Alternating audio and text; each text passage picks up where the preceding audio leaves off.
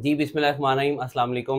Welcome to Al Farooq academy. I am doctor Ubaidur Rahman और हम biology पढ़ रहे हैं। बायोलॉजी में हमने लास्ट जो चैप्टर कवर किया that was chapter number 3 enzymes. उस पर हमने 6 वीडियोस में उसको कंप्लीट हमने डिस्कस कर लिया है। चैप्टर नंबर 3 क्या है। अब नेक्स्ट जो है ना वो हमने चैप्टर नंबर 6 स्टार्ट करना है, दैट इज किंगडम मोनरा। जो हमने चैप्टर नंबर 5 पढ़ा है उस 5 के अंदर उसने बायनोमी नोमेनक्लेचर की एक हेडिंग लिखी थी, टॉपिक लिखा था, एक लिखा था 5 किंगडम सिस्टम ऑफ क्लासिफिकेशन। उस 5 किंगडम सिस्टम में हमने ये पढ़ा था कि 5 किंगडम है, kingdom मोनरा, kingdom protista, kingdom fungi, kingdom Plantae और किंगडम एनिमेलिया। इसी तरीके से हमने ये पांचों किंगडम्स एक एक चैप्टर में पढ़ने हैं। चैप्टर नंबर 6 मोनरा पे है, 7 प्रोटिस्टा पे है, 8 फंजाई पे है, 9 प्लांटी पे और 10 एनिमेलिया पे है। इस तरीके से हमने पांचों जो किंगडम्स हैं वो एक एक चैप्टर में 5 चैप्टर्स में डिस्कस करने हैं। तो जो पहला हमारा चैप्टर है जो हम स्टार्ट करने लगे हैं किंगडम्स का, that is chapter number 6 kingdom मोनरा। जो किंगडम मोनरा है इसका दूसरा नाम है किंगडम प्रोकैरियोटी, क्योंकि किंगडम मोनरा के अंदर सारे के सारे प्रोकैरियोटिक ऑर्गेनिजम्स हैं। प्रोकैरियोटिक ऑर्गेनिजम्स कौन से होते हैं ये बात हम चैप्टर नंबर 4 में भी डिस्कस कर चुके हैं जब हमने डिफरेंस पढ़ा था, difference between prokaryotic and eukaryotic cell. Prokaryotic word निकला है प्रो मींस बिफोर। बिफोर का मतलब है पुराने वाला। बिफोर का मतलब ऐसे तो पहले वाला, ये कहां पे मतलब है पुराने वाला। पुराने वाले का मतलब क्या है बिफोर। कैरियो वर्ड निकला है कैरियन से, कैरियन मींस न्यूक्लियस। अब ऐसे ऑर्गेनिजम्स जिनके पास पुराना न्यूक्लियस है उनको बोल रहे हैं प्रोकैरियोटिक। पुराना न्यूक्लियस का मतलब क्या है, जो सही न्यूक्लियस है, जो ट्रू न्यूक्लियस है उसको हम कंसिडर करते हैं ऐसा न्यूक्लियस जिसके इर्द गिर्द क्रोमेटिन मटेरियल के इर्द गिर्द न्यूक्लियर एनवेलप भी हो। ऐसा न्यूक्लियस जिसमें क्रोमेटिन के इर्द गिर्द न्यूक्लियर एनवेलप नहीं है बल्कि वो क्रोमेटिन मटेरियल ऐसे ही सबमर्ज्ड है साइटोप्लाज्म के अंदर, ऐसे न्यूक्लियस को न्यूक्लियस कंसिडर नहीं करते या फॉल्स न्यूक्लियस कंसिडर करते हैं। तो ऐसे तमाम ऑर्गेनिज्म जिनके पास न्यूक्लियर एनवेलप वाला न्यूक्लियस नहीं होगा, फॉल्स न्यूक्लियस होगा, क्रोमेटिन मटेरियल न्यूक्लियर साइटोप्लाज्म ही सबमर्ज्ड होगा, ऐसे ऑर्गेनिजम्स को हम बोलेंगे प्रोकैरियोट्स। इनके सेल्स को बोलेंगे प्रोकैरियोटिक सेल्स और इस किंगडम में जिसमें ये सारे ऑर्गेनिजम्स होंगे उनको बोलेंगे किंगडम प्रोकैरियोटिक। जो किंगडम प्रोकैरियोटिक है, टॉपिक जो पहला बुक में लिखा हुआ है वो है discovery of bacteria. Discovery of bacteria से ऊपर एक पैराग्राफ है, उसमें एक इंपॉर्टेंट शॉर्ट है, that is difference between आर्कियोबैक्टीरिया and eubacteria. ये क्या है, बैक्टीरिया को हमने दो ग्रुप्स में डिवाइड कर लिया है, एक है आर्कियोबैक्टीरिया, एक है यूबैक्टीरिया। जो ट्रू बैक्टीरिया है, यू का मतलब होता है ट्रू, जो ट्रू बैक्टीरिया है जो आजकल हमें डिस्कवर हो रहे हैं और सही उनकी कैरेक्टरिस्टिक्स प्रॉपर हैं सारी, वो बैक्टीरिया को हमने कह दिया यूबैक्टीरिया। और आपको पता है कि जब ये दुनिया बनी 3.5 to 4 बिलियन ईयर्स अगो, जब ये पहला ऑर्गेनिज्म इस दुनिया में आया तो वो कौन था, वो बैक्टीरियम ही था। उस बैक्टीरियम से एवोल्यूशन से साइंस ये कहती है कि पूरी की पूरी दुनिया बनी, सारे के सारे ऑर्गेनिजम्स बने, ये सारे स्पीशीज बने जो आज हमें नजर आ रहे हैं। तो वो जो पुराने जमाने के बैक्टीरियाज हैं, जो कि उनमें से कुछ स्पीशीज ऐसे हैं जो आज भी जिंदा हैं, वो जो पुराने जमाने के बैक्टीरियाज हैं उनको बोलते हैं आर्कियोबैक्टीरिया। Archaeo means ancient. तो वो जो पुराने जमाने वाले बैक्टीरियाज हैं वो अब आज इतने ज्यादा अवेलेबल नहीं है, इतने ज्यादा जिंदा नहीं है, काफी सारे एक्सटिंक्ट हो गए, मर आ गए। तो ये वाला जो ग्रुप है आर्कियोबैक्टीरिया, ये मच स्मॉलर है, छोटा ग्रुप है as compare to eubacteria. Archaebacteria eubacteria के कैरेक्टरिस्टिक्स में क्या क्या डिफरेंस होता है ये हम आगे पढ़ेंगे चैप्टर में जब हम स्ट्रक्चर को डिस्कस करेंगे। नेक्स्ट जो टॉपिक बुक में जो मेन टॉपिक है पहला, that is discovery of bacteria. कि बैक्टीरिया डिस्कवर कैसे हुआ, इसकी हिस्ट्री क्या थी, क्या कौन कौन से साइंटिस्ट ने अपना रोल प्ले किया और बैक्टीरिया डिस्कवर हुए। पहली बात हमने चैप्टर नंबर 4 में डिस्कस की। इन 1665 एक साइंटिस्ट, उसका नाम था रॉबर्ट हुक, उसने थिन सेक्शन ऑफ कॉर्क काटा और उसके अंदर उसने छोटे छोटे खाने देखे, उसका नाम उसने रखा सेलुली और उसको बाद में सेल्स कह दिया गया। Robert Hooke was the first person to identify और डिस्कवर और सी सेल्स। लेकिन जो सेल्स उसने देखे दे वर डेड सेल्स, वो डेड थे, वो लिविंग नहीं थे, क्योंकि कॉर्क है, दरख्त की छाल है, लकड़ी है, वो कॉर्क जिससे हमने बॉटल ओपनर या बंद किया हुआ था, बॉटल का ढक्कन बंद किया हुआ था, तो वो डेड लकड़ी है, वुड, वो लिविंग नहीं है, वो लिविंग ऑर्गेनिज्म नहीं है। लेकिन फर्स्ट ऑर्गेनिज्म या फर्स्ट साइंटिस्ट टू डिस्कवर और to observe the living organisms, living creature, वो कौन था, वो था एंटोनी वैन लीवनहुक। ये नाम ही इसका काफी ज्यादा बड़ा है, डरावना है, आपने इसके स्पेलिंग्स नहीं गलत करने। इसका नाम है एंटोनी वैन लीवनहुक। ये एक डच साइंटिस्ट था, डच माइक्रोबायोलॉजिस्ट था। इसने अपनी बनाई हुई सिंपल माइक्रोस्कोप के जरिए, सिंपल माइक्रोस्कोप और कंपाउंड माइक्रोस्कोप में ये फर्क होता है, अगर माइक्रोस्कोप में एक ही लेंस है तो सिंपल, अगर ज्यादा लेंसेज हैं तो कंपाउंड। उसने एक ही लेंस वाली माइक्रोस्कोप से, अपनी बनाई हुई माइक्रोस्कोप से क्या किया, रेन वाटर को लिया, बारिश के कतरों को लिया, बारिश के पानी को लिया, एक ड्रॉप डाला और उसके नीचे उसने ऑब्जर्व किया, और उसके अंदर उसको पानी के अंदर कुछ चीजें, ऑर्गेनिज्म छोटे छोटे हरकत करते हुए नजर आए। वो जो क्रिएचर्स उसको, ऑर्गेनिजम्स उसके अंदर हरकत करते हुए नजर आए, उसका नाम उसने रख दिया एनिमल क्यूल्स। उसने कहा ये सेल्स हैं। तो एंटोनी वैन लीवनहुक एक ऐसा डच साइंटिस्ट है who was the first to observe microbes.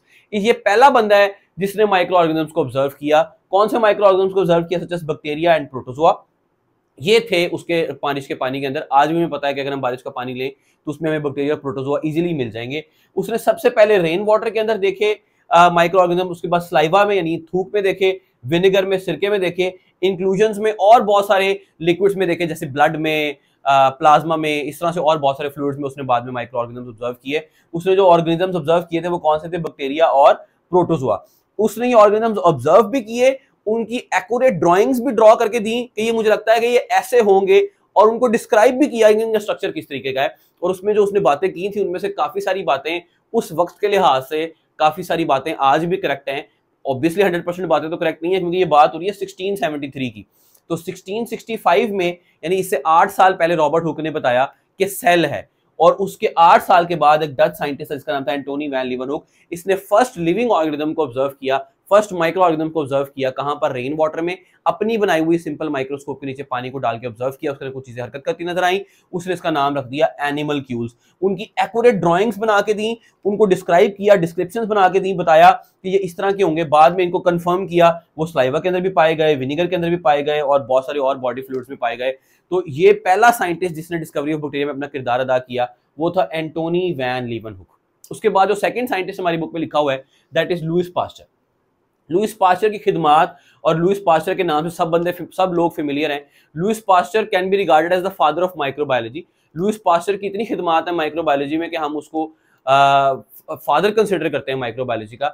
Lewis Pasteur की जो मेन खिदमात है वो किस में आई? In the field of medicine and microbiology. मेन तो आ जाए माइक्रोबायोलॉजी में, ठीक है, लेकिन हम उस माइक्रो ऑर्गेनिज्म से रिलेटेड जब किसी माइक्रो ऑर्गेनिज्म की बीमारी का इलाज बता देंगे या उसकी बीमारी की प्रिवेंशन बता देंगे तो वो मेडिसिन में आ जाएगा। किसी बीमारी का की बचाव बता देंगे, वैक्सीन बना देंगे तो वो मेडिसिन में आ जाएगा। और जब हम उस माइक्रो ऑर्गेनिज्म्स के बारे में डिटेल बताएंगे कि इनका स्ट्रक्चर कैसा है, इनकी पैथोलॉजी कैसी है, इनका डिजीज कॉजिंग मेथड कैसा है, ये एक ऑर्गेनिज्म दूसरे ऑर्गेनिज्म में कैसे स्प्रेड होते हैं, ये कैसे फैलते हैं, सारा माइक्रोबायोलॉजी में आ जाएगा। तो Louis Pasteur has played his role in the field of medicine as well as in the microbiology. Microbiology में उसने क्या किया?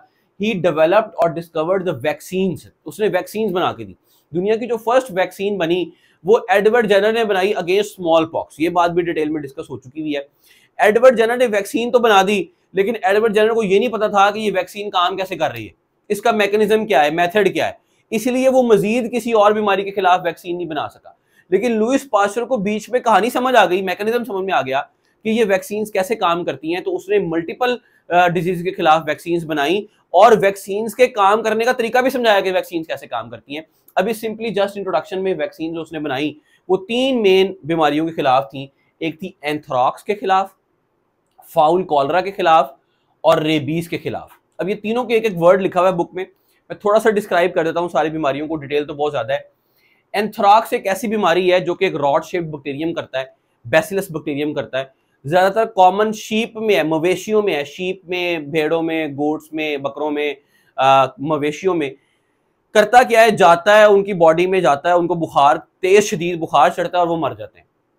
सिम्टम्स और भी हैं इसके, छोटे छोटे क्लिनिकल साइंस हैं, और के नाक कान में से खून आना, ये वो छोटे छोटे और सिम्टम्स भी हैं, साइंस हैं, लेकिन वो हर 100% ऑर्गेनिजम्स में वो साइंस शो नहीं होते, इसलिए वो हम कंसिडर नहीं कर रहे। अभी हम सिर्फ यही समझ लें कि एंथ्राक्स एक ऐसी बीमारी है जो कि मवेशियों की, कैटल की है, जिसमें उनको तेज बुखार चढ़ता है और उससे उनकी जान चली जाती है।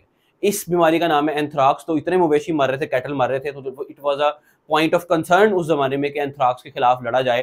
तो हमें लुईस पास्चर ने एंथ्राक्स की वैक्सीन बना के दी। और एंथ्राक्स जो है ना वो इन एनिमल से, जो इनके इंसान इनके ख्याल रखते हैं, देखभाल करते हैं, उनके अंदर भी ये बैक्टीरियम ट्रांसफर हो जाता है और इंसानों के लिए भी जानलेवा साबित हो सकता है, फूड पॉइजनिंग करके, ब्लड पॉइजनिंग करके। तो उसने एंथ्राक्स के खिलाफ वैक्सीन बना के दी, एनिमल्स के लिए भी और इंसानों के लिए भी, लुईस पास्चर ने। दूसरा है फाउल कॉलरा। कॉलरा कहते हैं हैजे को, लूज मोशन लग जाते हैं, बिल्कुल वाटरी स्टूल्स आते हैं पानी की तरह के, लूज मोशन लग जाते हैं। यही बीमारी बर्ड्स में भी पाई जाती है, फाउल बोलते हैं बर्ड्स को। तो जो बर्ड्स में कॉलरा होता है that is name as fowl cholera, और फाउल कॉलरा बर्ड्स के लिए लीथल होता है, जानलेवा होता है। तो बर्ड्स को हमें क्या जरूरत थी पढ़ने के लिए? देखो, chicken is a very important bird ना, जो हम खाते हैं और उसके अंडे लेते हैं, तो चिकन की हम नहीं कर सकते पोल्ट्री फार्म्स में, अगर फाउल कॉलरा फैल जाए सारी मुर्गियां मर जाएंगी तो खाएंगे क्या, है ना। तो फाउल कॉलरा के खिलाफ वैक्सीन बना के दी कि इन बर्ड्स को ये वैक्सीनेशन लगा दी जाए तो उनको फाउल कॉलरा नहीं होगी। तीसरी है रेबीज। ये दोनों जो है ना, ये दोनों बैक्टीरियल इन्फेक्शंस हैं। ये जो तीसरी रेबीज, ये वायरल इन्फेक्शन है। रेबीज क्या है? रेबीज आपने पहले हमने चैप्टर नंबर 5 पढ़ा, उसमें मैंने बताया था कि रेबीज एक ऐसी इन्फेक्शन है, वायरल इन्फेक्शन, जो कि पागल कुत्ते के काटने से होती है। रैबिट डॉग, रैबिट फॉक्सिस या कोई भी कार्निवोर अगर आपको काट जाता है तो उसके माउथ में, स्लाइवा में वो बैक्टीरिया, वो वायरस मौजूद होता है जो कि आपके ब्लड स्ट्रीम में एंटर हो जाता है। और वो खुद भी जो पागल हुआ होता है वो इसलिए होता है कि ये वायरस क्या करता है, ये जाके इन्फ्लेमेशन कर देता है नर्वस सिस्टम की, स्पाइनल कॉर्ड की और ब्रेन की इन्फ्लेमेशन कर देता है। उसकी वजह से वो बंदा पागलों वाली हरकतें करना शुरू कर देता है। तो अगर ये पागल कुत्ता आपको काटेगा तो आपके अंदर भी वायरस चला जाएगा और आपके अंदर भी यही सारे सिम्टम्स आना शुरू हो जाएंगे और इन्फ्लेमेशन हो जाएगी ब्रेन की। तो क्या किया जाए? किया ये जाए कि वो जब आपको काटे कुत्ता तो उसको अच्छी तरीके से वुंड को वॉश किया जाए पानी से आधे घंटे तक, और फिर नियरेस्ट हॉस्पिटल में जाया जाए, वो आपको टीका लगाएंगे। कोई अब 14 टीके नहीं लगते पेट में, बस एक टीका लगता है। 3 टीके लगते हैं, एक पहले दिन पे लगता है जिस दिन कुत्ता काटता है, एक तीसरे दिन पे लगता है और एक 7वें दिन पे लगता है। ये 3 इंजेक्शन आपको लगेंगे कुत्ता काटने के। इसके अलावा अगर वो देखेंगे कि कुत्ता वाकई पागल था तो एंटीबॉडीज के टीके भी लग सकते हैं। जितने भी टीके लगवाने पड़े लगवाए जाएं। क्यों लगवाए जाएं? इसलिए लगवाए जाएं कि अगर रेबीज के सिम्टम्स शुरू हो गए, शो होना शुरू हो गए, रेबीज के सिम्टम्स, पागलपन, इन्फ्लेमेशन, लॉक जॉ, ये सारा कुछ शुरू हो गया, तो फिर देयर इज नो रिवर्सल। और उसमें 100% मोर्टेलिटी है कि उस बंदे ने मरना ही मरना है अगर रेबीज के सिम्टम्स आना शुरू हो गए। इस तरह कराची में बहुत ज्यादा फैला, कराची में इतने बच्चों की अमवात हुई इस रेबीज इन्फेक्शन से। तो इसका मतलब यह है कि भाई टीके लगवा लिए जाएं, बचने से, मरने से तो बेहतर ही है। तो पाकिस्तान में तो 100% मोर्टेलिटी है। Even all over the world, इस तरह यूनाइटेड स्टेट्स में जहां पर इतने हाईली डेवलप्ड सेंटर्स हैं, इतनी अच्छी मेडिकल फैसिलिटीज हैं, वहां पर भी 90 to 95% मोर्टेलिटी है कि जो लोगों को होता है रेबीज वो मर जाते हैं। तो इसने क्या किया लुईस पास्चर ने? थैंक्स टू लुईस पास्चर, इसने रेबीज की वैक्सीन बना के दी, फाउल कॉलरा की बना के दी और एंथ्राक्स की वैक्सीन बना के दी। इसके अलावा इसने क्या किया? पेस्चराइजेशन की टेक्निक हमें दी। पेस्चराइजेशन की टेक्निक आपको पता है वो मिल्क प्रिजर्वेशन के लिए टेक्निक है कि दूध खराब ना हो, और जितने ये डब्बे के दूध हैं ये सारे पेस्चराइज्ड मिल्क यूज करते हैं। उसकी टेक्निक मैंने आपको चैप्टर 1 में एक्सप्लेन की थी। दूसरा है fermentation industries. Fermentation, alcoholic fermentation किस तरीके से होगी, लैक्टिक फर्मेंटेशन किस तरीके से होगी, उनकी इंडस्ट्री एस्टैब्लिश करके दी, इनको प्रोसेस समझाया सारा फर्मेंटेशन का कैसे होगा। और इसने प्रूव किया, proved that micro organisms can cause disease. इसने प्रूव किया लुईस पास्चर ने कि माइक्रो ऑर्गेनिजम्स जो है ना वो डिजीज कॉज कर सकते हैं। कैसे प्रूव किया उसका एक्सपेरिमेंट अभी आगे आएगा इसी चैप्टर में इंशाल्लाह, तो वो हम आगे डिटेल में डिस्कस करेंगे कि कैसे। तो लुईस पास्चर की क्या खिदमात थी? लुईस पास्चर ने फील्ड ऑफ मेडिसिन और माइक्रोबायोलॉजी में अपनी सर्विसेज दी। माइक्रोबायोलॉजी में क्या किया और मेडिसिन में क्या किया? इसने अपनी वैक्सीन बना के दी। किसकी बीमारी के खिलाफ वैक्सीन बना के दी? एंथ्राक्स के खिलाफ, फाउल कॉलरा के खिलाफ, रेबीज के खिलाफ। मैंने जल्दी जल्दी इन तीनों के बारे में डिस्क्रिप्शन दे दी है कि एंथ्राक्स कैटल में होता है, शीप मर जाते हैं बुखार के साथ। फाउल कॉलरा हैजा है जो कि बर्ड्स में होता है, वो भी मर जाते हैं। और रेबीज ये किसी में भी हो सकता है, जो भी पागल कुत्ते के काटने की वजह से हो सकता है। और ये इन तीनों की वजह से, ये तीनों जानलेवा साबित हो सकते हैं। मोर्टेलिटी इनकी ऑलमोस्ट 100% है और ये बंदे को कहीं का नहीं छोड़ते। इन तीनों के खिलाफ उसने वैक्सीन बना के दी।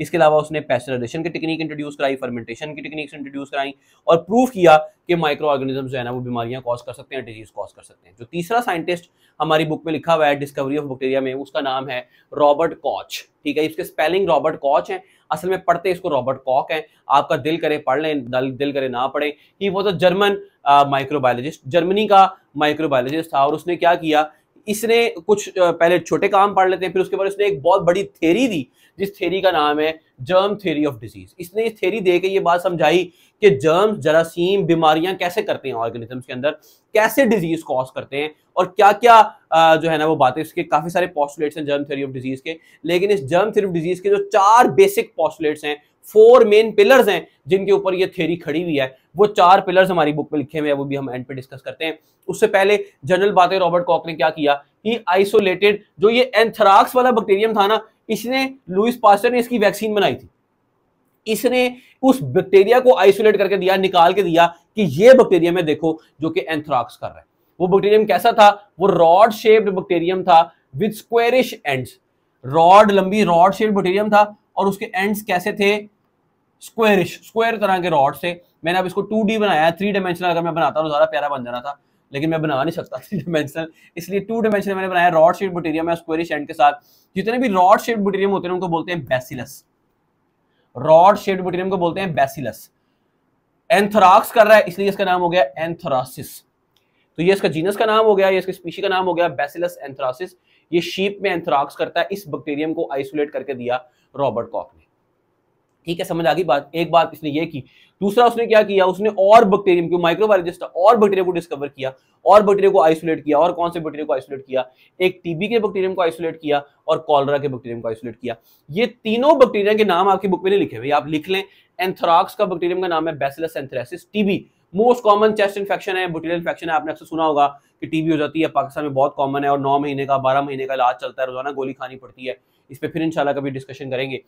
टीबी का जो पॉजिटिव ऑर्गेनिज्म है, जो बैक्टीरियम है, वो कौन है? वो है माइकोबैक्टीरियम ट्यूबरक्यूलोसिस। ट्यूबरक्यूलोसिस कर रहा है, टीबी से बनता क्या है? ट्यूबरक्यूलोसिस। तो ट्यूबरक्यूलोसिस कर रहा है, इसलिए नाम ट्यूबरक्यूलोसिस हो गया। माइकोबैक्टीरियम, क्या नाम है इसका? Mycobacterium tuberculosis. और जो कॉलरा कर रहा है वो कौन है? Cholera vibrio cholera. क्या नाम हो गया उस बैक्टीरियम का? Vibrio cholera.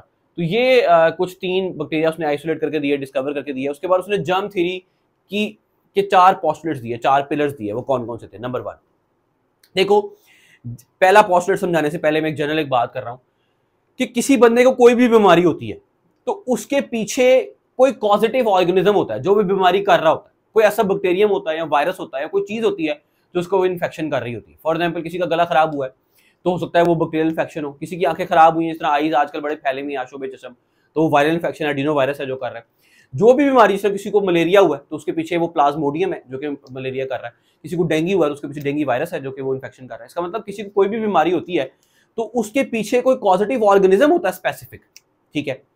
अब अगर वो स्पेसिफिक ऑर्गेनिज्म है तो वो उसकी बॉडी के अंदर ही होगा। अब अगर वो उसकी बॉडी के अंदर है पॉजिटिव ऑर्गेनिज्म जिसने उसको बीमारी की है, तो उस ऑर्गेनिज्म को क्या हम बाहर नहीं निकाल सकते, आइसोलेट नहीं कर सकते? इसने किए हैं, देखो, इसने ये एंथ्राक्स का बैक्टीरियम आइसोलेट किया, टीबी का किया, कॉलरा का किया। तो पहला पॉइंट इसने क्या दिया? A specific organism can always be found in association with a given disease. अगर आपको यहाँ पे बोर्ड पे ये पॉइंट छोटे नजर आ रहे हैं तो आप साथ में बुक में टैली कर लें, बुक खोल लें, साथ में 4 पॉइंट्स पोस्टुलेट्स बुक से पढ़ते जाएं। अ स्पेसिफिक, एक खास ऑर्गेनिज्म, पॉजिटिव ऑर्गेनिज्म, कोई जानदार, कैन ऑलवेज बी फाउंड, हमेशा मिल जाता है, इन एसोसिएशन, ताल्लुक में, विद अ गिवन डिजीज, एक बीमारी के। एक बीमारी जो ऑर्गेनिज्म कर रहा है, हमेशा वो बीमारी जो हो रही है उसके साथ ताल्लुक में कोई पीछे ऑर्गेनिज्म होगा जो वो बीमारी कर रहा होगा। पहला पोस्टुलेट ये कह रहा है। ये बात हमें आज पता है कि हाँ भाई कोई ऑर्गेनिज्म होगा तो वो बीमारी करेगा ना, ये बात आज हमें पता है। लेकिन इतने साल पहले, यानी आज से कोई 200-250 साल पहले ये बात करना बहुत बड़ा टैलेंट की बात थी जो रॉबर्ट कॉच ने की। उसने क्या कहा? उसने कहा कि a specific organism can always be found in association with a given disease. एक खास मखसूस डिजीज के पीछे किसी एक खास पॉजिटिव ऑर्गेनिज्म का हाथ है और उसको निकाला जा सकता है, ढूंढा जा सकता है, फाउंड मिलेगा। जब भी आप कोई बीमारी देखेंगे तो उसको करने वाला उसके पीछे मिलेगा, पहली बात। दूसरी बात यह कि अगर वो कोई ऑर्गेनिज्म है जो कि डिजीज कॉज कर रहा है तो क्या हम उसको उसकी बॉडी से आइसोलेट नहीं कर सकते, उसकी बॉडी से निकाल नहीं सकते? और अगर हम उसको निकाल लें तो क्या हम उसको आर्टिफिशियली लैब में ग्रो नहीं कर सकते? लैब में ग्रो करने को बोलते हैं कल्चर करना। मैंने आपको पहले भी बताया, लैब में ग्रो करने को बोलते हैं कल्चर करना। हम एक पेटी डिश लेते हैं, उसमें न्यूट्रिएंट्स डालते हैं, बैक्टीरिया लगाते हैं, बैक्टीरिया ग्रो कर जाते हैं उसके ऊपर। तो कहता है a specific organism can always be found in association with given disease. एक खास गिवन डिजीज से रिलेटेड एक खास ऑर्गेनिज्म होगा। पहला पोस्टुलेट क्लियर हो गया। दूसरा क्या कहता है? कहता है ये जो ऑर्गेनिज्म है, this organism can be isolated. इसको उस जो इन्फेक्टेड ऑर्गेनिज्म है जिसको बीमारी हुई है उसकी बॉडी में से निकाला जा सकता है, कैन बी आइसोलेटेड, निकाला जा सकता है, एंड ग्रोन, और उगाया जा सकता है, और उसको स्प्रेड किया जा सकता है, उसको उसकी ग्रोथ की जा सकती है। कहां पर? In pure culture in the laboratory. उसको लैब में कल्चर की जा सकता है, लैब में उसको ग्रो की जा सकता है। प्योर कल्चर का मतलब क्या है? जब हम एक लैब में कल्चर करते हैं ना, तो कल्चर करने में जो ऑर्गेनिज्म हम कल्चर कर रहे हैं उस पेटी डिश में वही ऑर्गेनिज्म हो, उसके अलावा कोई ना हो। मतलब हवा से उड़ के कोई और आ गया, आपके हाथों से लग के कोई और लग गया, या आपके इंस्ट्रूमेंट से कोई और बैक्टीरियम लग गया उस कल्चर के ऊपर, तो उस पे यानी समझो कि अगर हम बैसिलस एंथ्रेसिस को कल्चर कर रहे हैं तो उसमें ये भी ग्रो कर रहा है, साथ में माइकोबैक्टीरियम ट्यूबरक्लोसिस भी ग्रो कर रहा है, साथ में विब्रियो कॉलरा भी ग्रो कर रहा है। ऐसा नहीं, हमने जो कल्चर बनाना है वो प्योर होना चाहिए। प्योर होने का मतलब क्या है कि जो बैक्टीरिया का स्पीशी ग्रो कर रहा है वो एक ही हो, उसके अलावा कोई ना हो। ठीक है, तो पहले 2 पोस्टुलेट्स क्या हैं? A specific organism can always be found in association with given disease. एक खास गिवन डिजीज के पीछे एक खास लिविंग ऑर्गेनिज्म होगा, पॉजिटिव ऑर्गेनिज्म होगा, माइक्रो ऑर्गेनिज्म होगा जो कि वो डिजीज कॉज कर रहा होगा। अब जिस बंदे को वो बीमारी हो गई है उस बंदे से उस ऑर्गेनिज्म को जिसने बीमारी की है उसको निकाला जा सकता है। तो ऑर्गेनिज्म कैन बी आइसोलेटेड, उसको निकाला जा सकता है, and grown in pure culture laboratory, और उसको लैब में ग्रो किया जा सकता है। ठीक हो गया। अब लैब में हमने बैक्टीरिया को ग्रो कर लिया। अब एक बीमारी का एक खास ऑर्गेनिज्म था जिसने वो बीमारी की, उस ऑर्गेनिज्म को हमने उस इन्फेक्टेड ऑर्गेनिज्म से निकाल के लैब में ग्रो कर लिया। अब लैब में जो हमने कल्चर बनाया उसमें वो बैक्टीरियम है ना जो डिजीज कॉज कर सकता है। अब इस बैक्टीरियम को अगर मैं किसी नॉर्मल इंसान के अंदर डालूंगा तो वो उसके अंदर भी डिजीज कर देगा। सिंपल सी बात है। एक बीमारी फॉर एग्जाम्पल मुझे हुई कॉलरा, तो कॉलरा को करने वाला था बैक्टीरियम। बैक्टीरियम इसका मतलब मेरी ब्लड में होगा, उस ब्लड से आपने मेरा बैक्टीरियम निकाल लिया, आइसोलेट कर लिया। इसका मतलब पहला पोस्टुलेट भी पूरा हो गया कि एक खास ऑर्गेनिज्म एक खास बीमारी के पीछे था, वो भी पूरा हो गया। दूसरा, आप उसको निकाल सकते हो, आपने निकाल लिया। तीसरा, आपने उसको लैब में ग्रो कर दिया, विब्रियो कॉलरा को कर दिया। अब उस विब्रियो कॉलरा को जो आपने लैब में कल्चर किया है उसके बहुत सारे ऑर्गेनिजम्स आ गए हैं। अब उस विब्रियो कॉलरा को लेके अगर आप किसी और ऑर्गेनिज्म के अंदर, सरली के अंदर फॉर एग्जाम्पल इंसर्ट कर देंगे तो क्या सरली को कॉलरा नहीं होगा? उनको भी हो जाएगा। सही। तो तीसरा पोस्टुलेट क्या है? कहता है pure culture will produce the disease. ये जो प्योर कल्चर आपने बनाया था, अगर आप इसको किसी के अंदर इंसर्ट कर दोगे, किसी ऑर्गेनिज्म के अंदर इंसर्ट कर दोगे तो वो उसके अंदर भी डिजीज कर देगा। Will produce the disease when inoculated. Inoculated का मतलब होता है इंसर्टेड, जब आपने डाल दिया किसके अंदर? Into a susceptible organism. Susceptible organism ऐसा ऑर्गेनिज्म होता है जिसको वो बीमारी हो सके, जिसको नहीं हो सकती वो बीमारी, वो ससेप्टेबल नहीं है। मतलब अगर कॉलरा इंसानों की बीमारी है तो मैं कॉलरा के बैक्टीरियम को मॉन्कीज में इंसर्ट कर दूंगा तो बंदरों को इन्फेक्शन नहीं होगी। इसका मतलब ये है कि वो जो है मॉन्कीज वो कॉलरा के खिलाफ ससेप्टेबल नहीं है। लेकिन अगर मैं सरली को लगा दूंगा उनको हो जाएगी। इसका मतलब ये कि सरली उस बीमारी के खिलाफ ससेप्टेबल है। इसी तरीके से अगर कोई ऐसा बंदा है जो उस इन्फेक्शन के खिलाफ इम्यून है, वैक्सीनेशन हुई हुई है उसकी, फॉर एग्जाम्पल कोई ऐसा बंदा जिसकी अभी वैक्सीनेशन हुई हुई है हेपेटाइटिस के खिलाफ, तो अगर हम उसको हेपेटाइटिस का वायरस डाल देंगे, या किसी की पोलियो की समझ लेते हैं कि किसी की पोलियो के खिलाफ वैक्सीनेशन हुई हुई है, 5 साल तक आपने कतरे पिए, तो अब अगर पोलियो का वायरस उसकी बॉडी में चला जाता है तो उसको पोलियो की इन्फेक्शन नहीं होगी। इसका मतलब यह है कि ये ऑर्गेनिज्म पोलियो के खिलाफ ससेप्टेबल नहीं है, नॉन ससेप्टेबल है, इनससेप्टेबल है। ठीक है। तो ससेप्टेबल का मतलब है ऐसा ऑर्गेनिज्म जिसको भी बीमारी हो सकती है। तो जिसको हो सकेगी उसको ही होगी ना, जिसको तो हो ही नहीं सकती, जो इम्यून है या कोई स्पीशी दूसरा है उसको होगी कभी भी बीमारी, उसको तो कभी नहीं होगी। तो पहला ये था कि एक ऑर्गेनिज्म एक डिजीज के साथ है, उसको जो पॉजिटिव ऑर्गेनिज्म है जो बीमारी कर रहा है उसको हम निकाल सकते हैं बाहर और लैब में ग्रो कर सकते हैं। अभी जो हमने लैब में ग्रो किया है प्योर कल्चर में, इसको जब हम इनोक्यूलेट करेंगे किसी ऐसे इंसान के अंदर जो कि ससेप्टेबल होगा, उसमें भी बीमारी हो जाएगी। होनी भी चाहिए ना। वो ऑर्गेनिज्म जो डाल दिया आपने, पॉजिटिव ऑर्गेनिज्म डाल दिया, बैक्टीरिया डाल दिया, तो बैक्टीरिया ने बीमारी करनी थी, चाहे वो प्योर कल्चर का हो या कहीं का भी हो, वो बैक्टीरियम होगा तो डिजीज कर देगा। तो pure culture will produce the disease when inoculated into the susceptible organism. ठीक हो गया। लास्ट पोस्टुलेट क्या है? कहता है it is possible to recover the organism in the pure culture from experimentally infected organism. लो जी, लास्ट पोस्टुलेट जरा थोड़ा सा आखिरी मुश्किल है। वो क्या है? पहला ये था कि एक बीमारी के साथ एक ऑर्गेनिज्म है। दूसरा ये था कि ऑर्गेनिज्म को आइसोलेट कर सकते हैं, लैब में ग्रो कर सकते हैं। तीसरा ये था कि वो जो लैब में ग्रो किए हैं बैक्टीरिया, वो जब डालोगे किसी इंसान के अंदर तो उसको भी इन्फेक्शन हो जाएगी। सही है।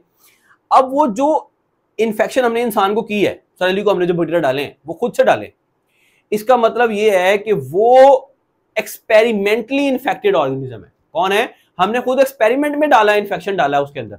तो ऐसा एनिमल जिसको तो हमने खुद से इन्फेक्शन डाला है उसको बोलेंगे एक्सपेरिमेंटली इन्फेक्टेड एनिमल। तो अब उसके अंदर चलेंगे बैक्टीरिया, तो अब उसको भी तो इन्फेक्शन हो गई है, तो अब उसमें से आइसोलेट नहीं कर सकते? कर सकते हैं।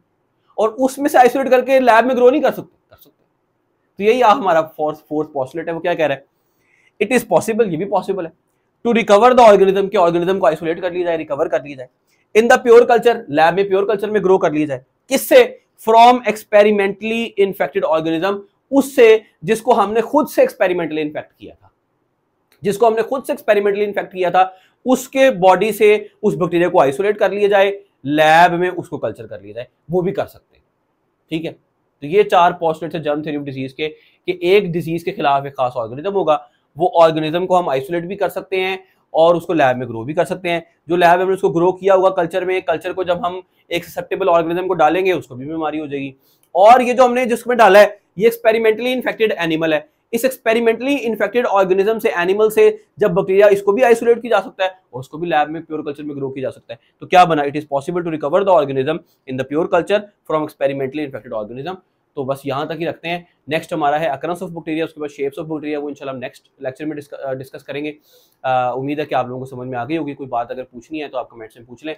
इंशाल्लाह अंटिल नेक्स्ट टाइम, अल्लाह हाफिज़।